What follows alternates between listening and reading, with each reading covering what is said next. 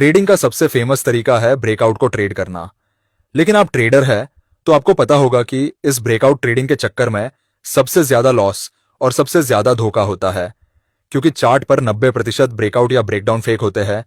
कई बार ऐसा होता है कि किसी ट्रेडर को ब्रेकआउट या ब्रेकडाउन दिखा, उसने ट्रेड मारा और प्राइस वहीं से उल्टा चल पड़ता है और ट्रेडर का लॉस हो जाता है।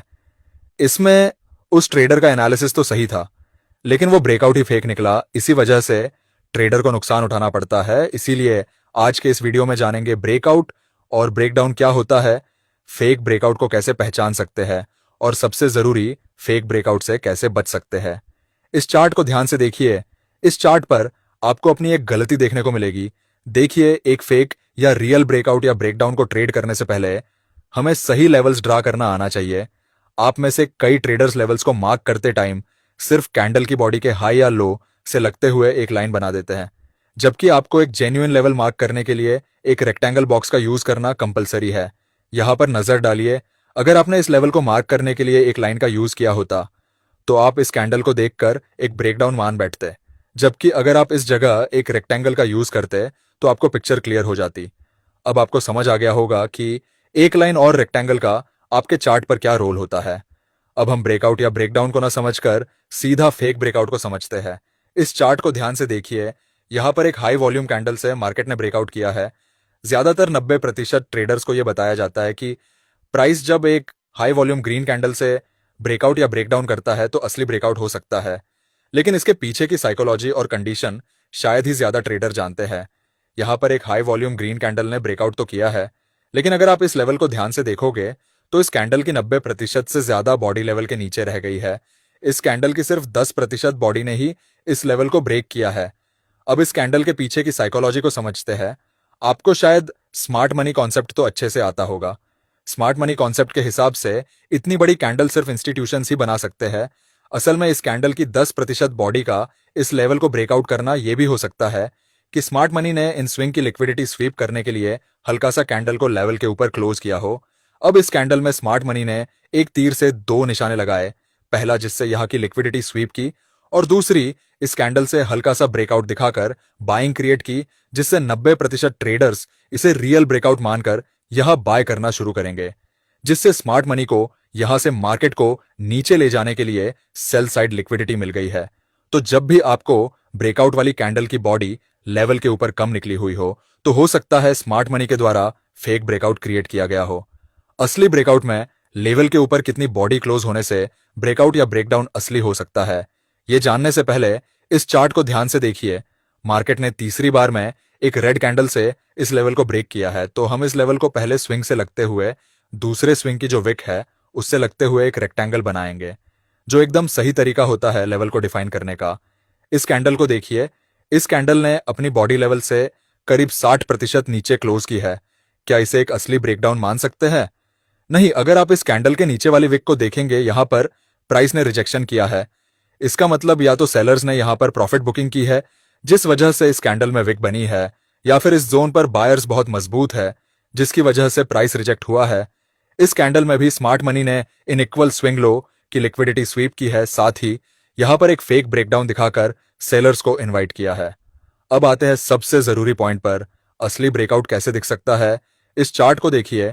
प्राइस ने इक्वल हाई को तीसरी बार में एक हाई वॉल्यूम ग्रीन कैंडल से ब्रेकआउट किया है, तो हम एक रेक्टेंगल बॉक्स से इस लेवल को ड्रा करेंगे। इस कैंडल की साइकोलॉजी और कंडीशन को एनालाइज करके इसे कैसे ट्रेड कर सकते हैं।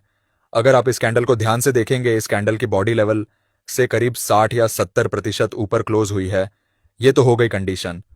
अब हम इस कैंडल की साइकोलॉजी को देखते हैं कि ये कैंडल ट्रैप है या रियल ब्रेकआउट। अगर इस कैंडल को स्मार्ट मनी ने बनाया होता तो स्मार्ट मनी 90% ट्रेडर्स को लालच देने के लिए इस कैंडल की बॉडी को इस लेवल के ऊपर सिर्फ 10 या 20% ऊपर बंद करके ट्रैप कर सकते थे, क्योंकि अगर स्मार्ट मनी इस कैंडल को 60 या 70% ऊपर निकालकर जाल बिछाएंगे तो स्मार्ट मनी का एक्स्ट्रा हेजिंग फंड लग सकता है, और साथ ही इतनी बड़ी कैंडल में रिटेल ट्रेडर्स भी प्रॉफिट बना सकते हैं। लेकिन हम अभी इसे पक्का ब्रेकआउट नहीं मान सकते। हमें और कंफर्मेशन चाहिए। तो देखिए, इस कैंडल को देखकर और यहां पर रेजिस्टेंस मानकर रिटेल ट्रेडर्स सेल करेंगे, लेकिन हमने देखा कि इस कैंडल में एक एफवीजी गैप बना, जिसे फील करने मार्केट नीचे गया। अब यहां पर जिस किसी ने भी सेल किया, उन सभी के स्टॉप लॉस यहां मौजूद हो गए हैं। अब मार्केट एक हाई वॉल्यूम ग्रीन कैंडल से ब्रेकआउट करता है, जिसकी बॉडी 60 से 70% इस लेवल के ऊपर क्लोज हुई है। अब हम इसके बाद एक और ग्रीन कैंडल का वेट करेंगे। अब आप देख सकते हैं इस कैंडल के बाद एक और कैंडल उसी डायरेक्शन में जाने का सिग्नल दे रही है, तो हमें 3 कंफर्मेशन मिले तो हम यहां बाय कर सकते हैं। अब आप देख सकते हैं प्राइस कितनी तेजी से ऊपर गया।